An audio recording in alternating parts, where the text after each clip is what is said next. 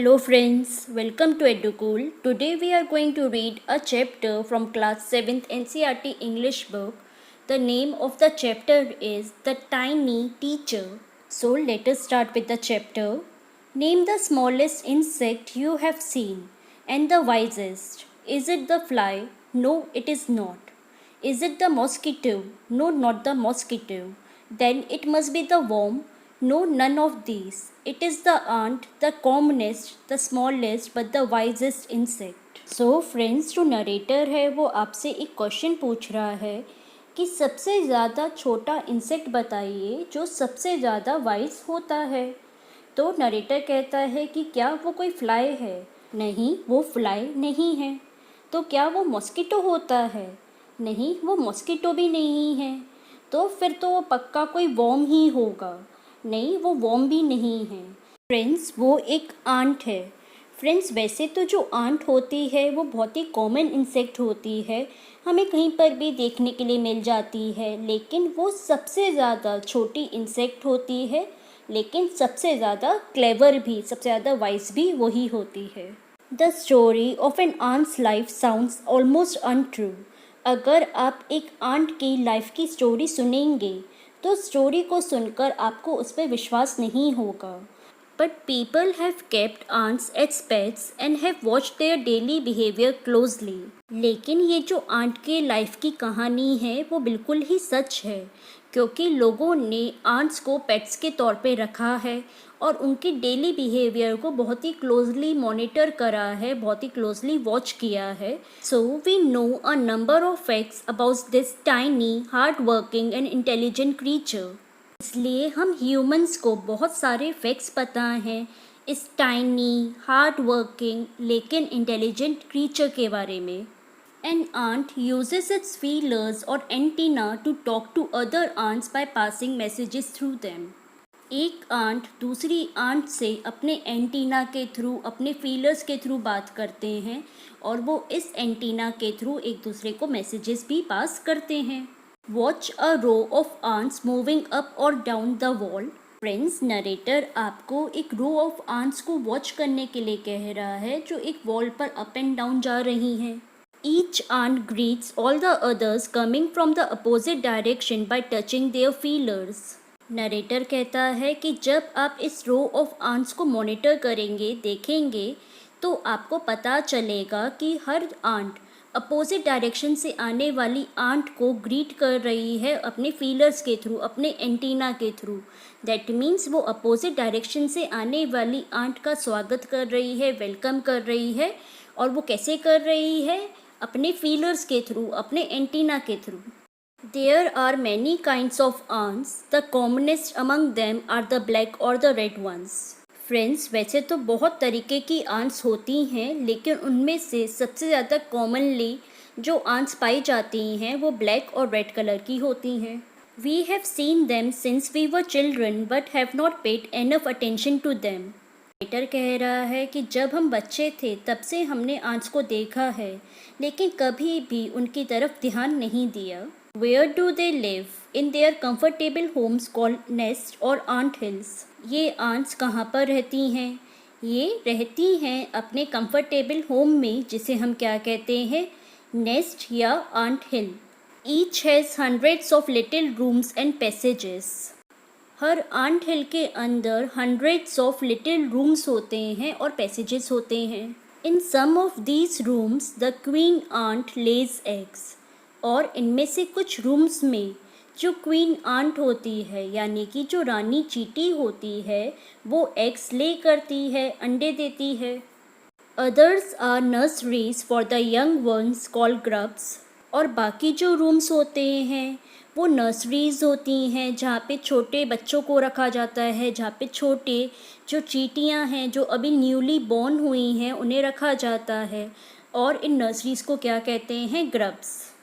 Workers have their reserved quarters. और जो worker ants होते हैं, यानी कि वो आंट्स जो काम करते हैं, जो वर्कर्स होते हैं, जो सर्वेंट होते हैं, उनके जो रूम्स होते हैं, उनके जो क्वार्टर्स होते हैं, वो भी रिजर्व्ड होते हैं, वो भी फिक्स्ड होते हैं। They spend most of their time searching for food. और ये जो वर्कर आंट्स होते हैं वो अपना टाइम ज़्यादातर स्पेंड कर देते हैं in the search of food. Some rooms serve as store houses for this food. और जो आंट हिल होता है उसमें कुछ रूम्स ऐसे होते हैं जो स्टोर हाउसेज होते हैं जहाँ पर खाने को स्टोर किया जाता है। Soldiers have separate barracks. और जो सोल्जर्स होते हैं, जो सिपाही होते हैं, जो आंट्स में जो सोल्जर आंट्स होते हैं, उनके जो बैरिक्स होते हैं वो बिल्कुल सेपरेट होते हैं। No worker has ever tried to live in a soldier's house. No soldier has ever gone out searching for food.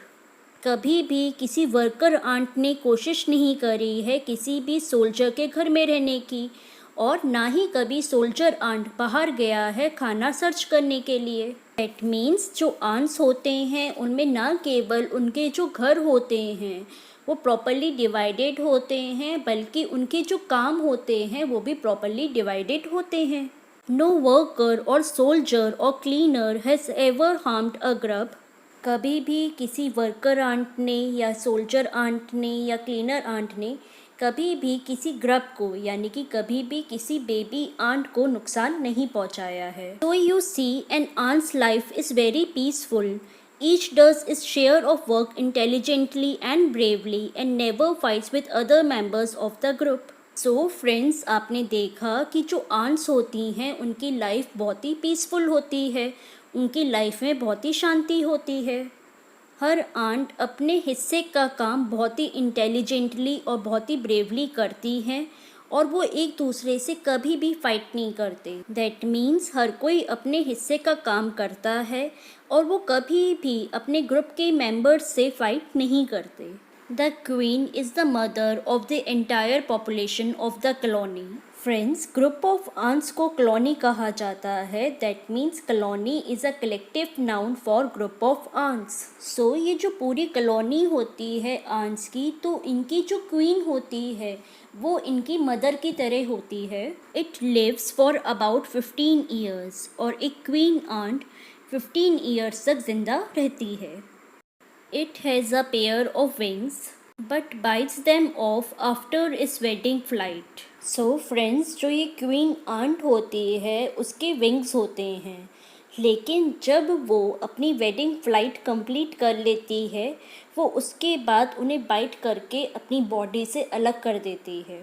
This flight takes place on a hot summer day. The queen leaves the nest and goes out to meet a male ant और drone. High up in the air, on its return to earth, it gets rid of its wings and then does nothing but lay eggs. So friends, ये जो wedding flight होती है वो queen aunt एक hot summer day वाले दिन करती है। तो ये जो क्वीन आंट है वो अपने नेस्ट से बाहर जाती है और जाकर एक मेल आंट यानी कि एक ड्रोन से मिलती है, और ये दोनों आसमान में एयर में मिलते हैं। जब ये जो क्वीन आंट है वो वापस धरती की तरफ आ रही होती है तो वो अपने विंग्स को बाइट करके अपनी बॉडी से अलग कर देती है, और उसके बाद क्वीन आंट और कोई काम नहीं करती, सिर्फ एग्स ले करती रहती है। Eggs hatch and grubs come out. और जब ये जो एग्स होते हैं वो हैच हो जाते हैं तो उनसे ग्रब्स यानी कि बेबी आंट बाहर आ जाते हैं। Soldiers guard them. और इन बेबी आंट को कौन गार्ड करता है? सोल्जर्स, यानी कि सोल्जर्स इनकी रक्षा करते हैं। Workers feed and clean them and also carry them about daily for airing, exercise and sunshine. जो वर्कर आंट्स होती हैं वो इन गर्ब्स का ध्यान रखती हैं, उन्हें फीड करती हैं, उन्हें कुछ खिलाती हैं, उन्हें क्लीन करती हैं, और उन्हें डेली बाहर भी ले जाती हैं जिससे उन्हें एयर मिलती रहे, उन्हें एक्सरसाइज भी करवाती हैं और उन्हें सनशाइन भी दिलवाती हैं। 2 or 3 weeks later, grubs become cocoons and lie without food or activity for 3 weeks more. 2 या 3 हफ्ते बाद ये जो ग्रुप्स होते हैं वो कुकुन्स में कन्वर्ट हो जाते हैं और उन्हें ऐसे ही छोड़ दिया जाता है बिना किसी फूड के, बिना किसी एक्टिविटी के लिए कम से कम 3 हफ्ता और। Then the cocoons break and perfect ants appear. और फिर 3 हफ्ते बाद ये जो कुकून्स होते हैं वो ब्रेक हो जाते हैं और उनसे बिल्कुल परफेक्ट आंट्स बाहर निकल कर आते हैं। Now it's time for teaching and training. अब जब ये जो आंट्स हैं वो कुकून से बाहर आ चुके हैं, उसके बाद उनकी टीचिंग का, उनकी ट्रेनिंग का टाइम स्टार्ट हो जाता है। दैट मीन्स अब ये जो न्यू आंट्स है उनको ट्रेनिंग दी जाती है। New ants learn their duties from old ants as workers, soldiers, builders, cleaners etcetera. अब ये जो न्यू आंट्स होती हैं वो जो पुरानी आंट्स हैं उनसे ट्रेनिंग लेती हैं वर्कर बनने की, सोल्जर बनने की, बिल्डर्स बनने की, क्लीनर बनने की और बाकी सारे कामों की। After a few weeks training, the small ants are ready to go out into the big world of work. और कुछ हफ्तों की ट्रेनिंग के बाद ये जो छोटी आंट्स होती हैं वो रेडी हो जाती हैं, वो तैयार हो जाती हैं बड़ी सी दुनिया में बाहर निकलने के लिए। इस बड़ी सी दुनिया में जहाँ पे उन्हें काम करना है वहाँ पे बाहर निकलने के लिए। Ant Hill is a home not only for ants but also for some other creatures, beetles, lesser breeds of ants and the green fly. एक जो आंट हिल होता है वो केवल एक आंट का घर नहीं होता, बल्कि उसके अंदर और भी क्रीचर्स रहते हैं जैसे कि बीटल्स और आंट्स की जो लेसर ब्रीड्स होती हैं, यानी कि जो आंट से कमज़ोर ब्रीड्स होती हैं वो उसके अंदर रहती हैं, और ग्रीन फ्लाई भी उसी आंट हिल के अंदर रहती है। Why do ants want these alien creatures to live in their nests? Narrator friends एक क्वेश्चन पूछ रहा है कि ऐसा क्यों है कि ये जो आंट्स हैं वो चाहती हैं या वो अलाउ करती हैं एलियन क्रीचर्स को, यानी कि जो बीटल्स हैं या जो ग्रीन फ्लाई है उन्हें वो क्यों अलाउ करती हैं अपने नेस्ट के अंदर, उन्हें क्यों रहने देती हैं। For several reasons, some give off smell pleasing to the ant senses. इसके पीछे कई सारे रीजंस हैं, जैसे कि इनमें से कुछ जो क्रीचर्स होते हैं उनकी जो स्मेल होती है वो आंट को बहुत ही अच्छी लगती है, उसके सेंसेस को बहुत ही प्लीजेंट लगती है। अदर्स गिव स्वीट जूसेस, और इनमें से कुछ इंसेक्ट्स ऐसे होते हैं जो स्वीट जूसेस देते हैं आंट्स को। And some are just pets और playthings like cats and dogs to human beings, और उनमें से कुछ इंसेक्ट केवल इन आंट्स के पेट्स होते हैं या उनकी प्ले थिंग होती है, जैसे कि कैट्स और डॉग्स हम ह्यूमन बींग्स के लिए होते हैं। इट मीन्स जैसे कि हम अपनी खुशी के लिए, अपने शौक़ के लिए कैट्स एंड डॉग्स को पालते हैं, उसी तरीके से आंट्स भी अपने शौक़ के लिए कुछ इंसेक्ट्स को पालती हैं। The green fly is the ant's cow. The ants train it to give honeydew like milk with a touch of their antenna. They milk it just as we milk the cow.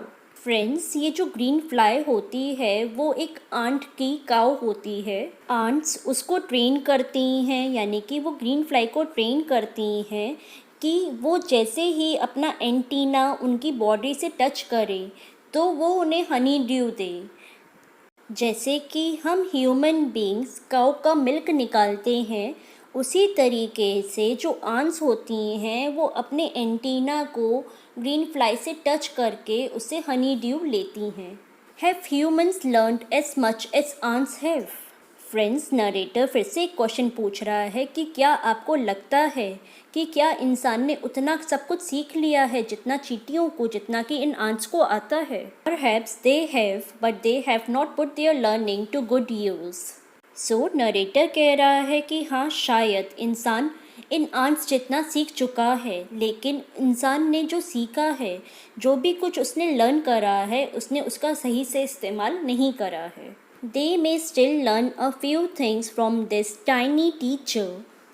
Hard work, sense of duty and discipline, cleanliness, care for the young ones, and above all, a firm loyalty to the land where they live. इंसान अभी भी बहुत कुछ बातें इस tiny teacher से सीख सकता है, जैसे कि hard work, sense of duty and discipline, अपने काम की तरफ जिम्मेदार होना, क्लीनिनेस, सफाई रखना, care for the young once, अपने बच्चों का ध्यान रखना, एंड अबव ऑल, सबसे ज़्यादा बड़ी बात जो हम इस टाइनी टीचर से सीख सकते हैं वो क्या है?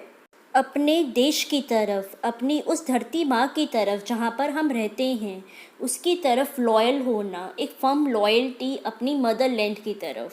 दैट मीन्स एक सच्चा देशभक्त बनना, एक ट्रू पेट्रोइट होना, अपनी मदरलैंड की तरफ, अपनी कंट्री की तरफ लॉयल होना, ट्रुथफुल होना हम इस टाइनी टीचर से सीख सकते हैं।